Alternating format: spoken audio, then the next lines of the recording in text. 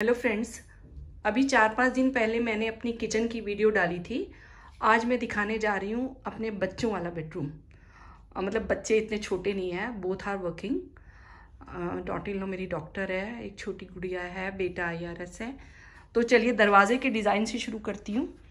ये डिज़ाइन हमने अपने कॉन्ट्रैक्टर को खुद दिया था और उसने बड़े अच्छे से इसको बना के दिया। फिर बार बार यही बात रिपीट करना चाहूँगी कि इन सब चीज़ों को बने हुए 3 साल के लगभग हो चुके हैं। तो ये है उनका बेडरूम। ये है अलमीरा, स्लाइडिंग अलमीरा बनवाई हमने।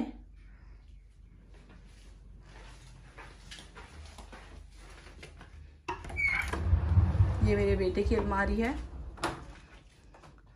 ऊपर जो भी एक्स्ट्रा सामान होता है वो रख देते हैं। थोड़ा ब्रीदिंग प्रॉब्लम है इसलिए मुझे बार बार खांसी आ जाती है, सॉरी फॉर दैट। ये ड्रॉर खोल के दिखाओ।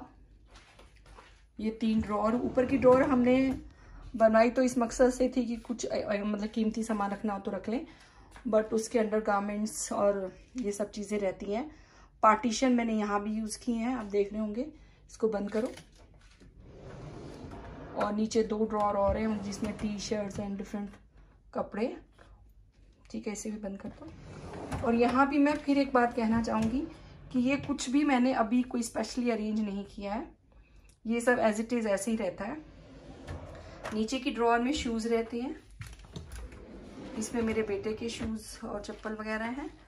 और दूसरी ड्रॉर में मेरी डॉटर इन लॉ के जूते चप्पल रहते हैं एक्स्ट्रा। ये वॉक इन में ये उनका बेड है, ये भी हमने डिज़ाइन दिया था कि ऐसे बनाना है, तो जैसे हमने कहा वैसे उसने बना दिया। ये देखिए टीवी पैनल है। ये नीचे का पार्ट देख रहे हैं आप। अच्छा, कमरा बहुत बड़ा नहीं है, छोटा ही है, तो हमें पूरा ध्यान रखना था कि चलने का रास्ता भी बना रहे, लेकिन ड्रॉर इतनी छोटी भी ना हो कि कोई सामान ना आ सके। ये टीवी। और ऊपर देखिए आप, ऊपर मैंने एक एक्स्ट्रा शेल्फ लगवा के इनकी बुक्स रख दी थी। मेरा मन था एक शेल्फ और भी लगवाऊं, पर बच्चे इंटरेस्टेड नहीं थे। तो यहाँ पर इनकी कुछ किताबें जो इनको पसंद हो, सामने रखनी हो पढ़ने के लिए, तो वो ये रखते हैं। अच्छा, गेम का क्या, इस गेम को पता नहीं क्या बोलते हैं, PS करके कुछ, मुझे तो नाम भी नहीं पता। बहुत शौक है उसको खेलने का, तो ये भी मैंने यहीं पे सेट करा दिया था। ये इनकी ड्रेसिंग टेबल है जो कॉर्नर में कुछ शेल्फें लगवा दी थी जिस पे सारा सामान, ढेर सारा सामान रखा हुआ है। Side tables.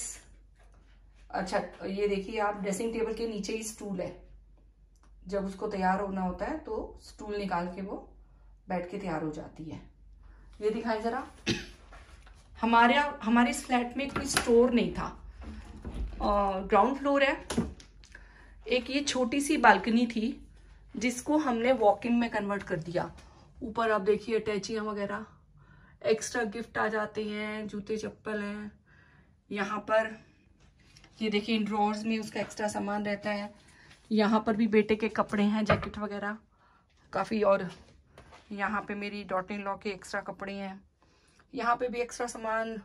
सर्दियों में यहाँ पे कोट वगैरह टंग जाते हैं, अभी तो हमने पैक करके रखे हुए हैं। तो ये वॉक इन भी हमने खुद ही डिज़ाइन की थी। कॉन्ट्रैक्टर को बता दिया था भी ऐसे ऐसे बनाना है। अब मैं दिखाने जा रही हूँ इनका टॉयलेट। बहुत बड़ा नहीं है, छोटा है, बट वेल प्लान्ड है, तो कोई दिक्कत नहीं होती। ये देखिए, ये है बाथिंग एरिया।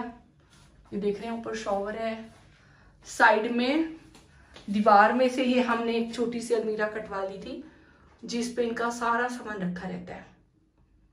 ये टॉवल स्टैंड है और एक मिरर बड़ा, वॉश बेसिन।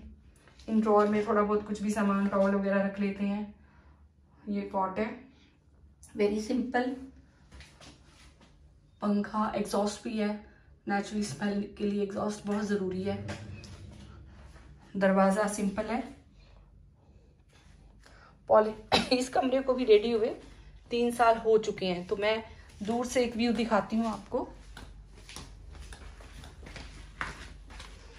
ये देखिए, सामने आपको ड्रेसिंग टेबल, वॉक इन और टॉयलेट, और ये रूम पूरा दिखाई दे रहा है। छोटा सा डस्टबिन भी रखा हुआ है। तो आशा करती हूँ आपको पसंद आएगा। मैंने कुछ भी आज के दिन अरेंज नहीं किया है, ये सब कुछ ऐसे ही रहता है। मैंने सोचा जब आपको बेडरूम दिखा ही रही हूँ तो ये भी दिखा दूँ। ये आप सभी जानते होंगे, अमेज़ॉन से मंगवाई हुई मच्छरदानी है। ये मच्छरदानियाँ जो हैं हम लास्ट 10 ईयर्स से मंगवा रहे हैं। रोहिणी एरिया में मच्छर बहुत है, मतलब कितना भी आप ध्यान रखो घर में 2, 3, 4 मच्छर तो ज़रूर आ जाते हैं, और कभी कभी इनकी संख्या बहुत बढ़ जाती है। तो ऐसे में साथ दिया इन मच्छरदानियों ने, क्योंकि ऑल आउट वगैरह हम यूज़ नहीं करना चाहते थे। स्प्रे करें तो भी वो, वैसे ही मैं थोड़ा अस्थमैटिक हूँ। और जब मेरे बेटे ने 2015-16 की बात है, इवन 14 से मैं कहूँगी, तभी मैंने ये मच्छरदानियाँ मंगवाई थी। तब वो यूपीएससी की तैयारी कर रहा था, और उसका ये कहना था कि मम्मी अगर ये मच्छरदानियाँ ना होती तो मैं अपनी तैयारी नहीं कर सकता था, मैं नहीं पढ़ सकता था। फिर 2016 में उसने यूपीएससी क्लियर किया। तो मैं इन मच्छरदानियों को, अमेज़ॉन को काफ़ी क्रेडिट देना चाहूँगी कि रियली मतलब कई चीज़ें तो ऐसी होती हैं कि शायद हमारे दिमाग में होती हैं और इमेजिनेशन में होती हैं, और वो हमें मिल जाती हैं। क्योंकि जो पुरानी मच्छरदानियाँ होती थी कि लगाओ, उसकी रस्सी बांधो, ये करो, तो बहुत प्रॉब्लम, रखने में प्रॉब्लम। तो ये मच्छरदानियाँ आई तो रियली में मतलब मच्छरों की समस्या काफ़ी हद तक हमारे घर में तो मतलब दोनों तीनों बेडरूम में मच्छरदानी लगा के ही सोते हैं हम, चाहे घर में एक ही मच्छर हो, और निश्चिंत होकर सोते हैं। मेरी छोटी गुड़िया भी जो कि 3 इयर्स ओल्ड है, मेरी ग्रैंड डॉटर, और मेरे बच्चे भी और मैं भी। हाँ, एक बात और ऐड कर दूँ, इन मच्छरदानियों की एक खास बात ये है, आप सभी जानते होंगे 3 फोल्ड हो जाते हैं। तो मैंने एक पतला सा बॉक्स बनवाया हुआ है। पहले बड़ी दिक्कत होती थी कि बेड के पीछे रखूं, कहाँ रखूं, दीवार गंदी हो जाती है। तो वो बॉक्स भी दिखाती हूँ आपको, जिसे मैंने ग्राउंड फ्लोर है, घर के बाहर की दीवार पे टंगवा रखा है। और सारी मच्छरदानियाँ, कम से कम 6-7 मच्छरदानी हैं, एक्स्ट्रा रखती हूँ। कुछ पुरानी हैं जो ज़्यादा ख़राब नहीं हुई हैं, वो सब उसी बॉक्स में आ जाती हैं। चलो आपको वो बॉक्स भी दिखाती हूँ। बॉक्स बनवा रखा है मैंने। अभी मेरा बाहर का एरिया पहले अरेंज है। एक बार खोल के दिखाओ इस बॉक्स का मुंह। ये देखो, सारी मच्छरदानियाँ बड़े आराम से इस बॉक्स के अंदर आ जाती हैं। पतला सा बॉक्स है, एक पार्टीशन करा दिया मैंने ताकि इसको सपोर्ट मिलती रहे। और आप देख रहे हैं ये मेरा आउटर एरिया है, अभी वेल अरेंज्ड नहीं है, और यहाँ पे मैंने मच्छरदानियाँ रखी हुई हैं। बड़ा सोच समझ के ये जगह मैंने चुनी, अदरवाइज़ घर के अंदर अगर ये स्पेस देती तो बड़ी मुश्किल होती। Thank you.